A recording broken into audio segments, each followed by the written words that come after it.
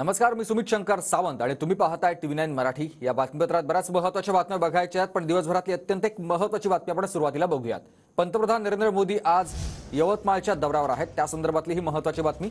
मोदींच्या उपस्थितीत यवतमाळमध्ये महिला बचत गटाचा कार्यक्रम होणार आहे आणि यावेळेला मोदींच्या हस्ते विविध योजनांचा देखील आज शुभारंभ केला जाईल।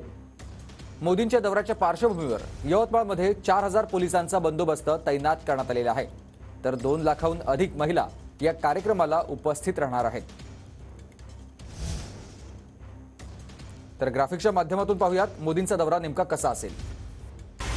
पंतप्रधान नरेंद्र मोदींचा यवतमाळ दौरा। पंतप्रधान मोदींच्या हस्ते जामरोड जवळ पंडित दीनदयाळ उपाध्याय यांच्या स्मारकाचं उद्घाटन होणार।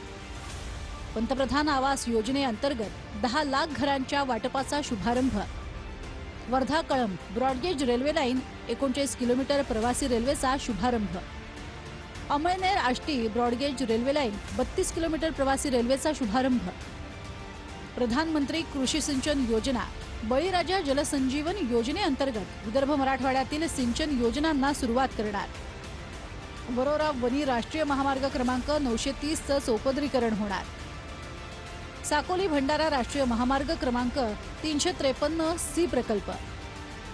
सालाई खुर्द तिरोरा महामार्ग क्रमांक 753 चं उद्घाटन होणार।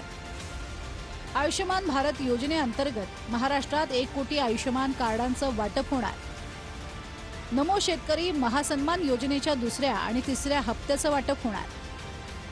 PM किसान सन्मान निधीच्या 16व्या हप्त्याचंही वाटप होणार। मुख्यमंत्री महिला सशक्तीकरण अभियानाअंतर्गत महिला बचत गटांना फिरता निधी वाटप होणार। पंतप्रधान मोदींचा यवतमाळ दौरा।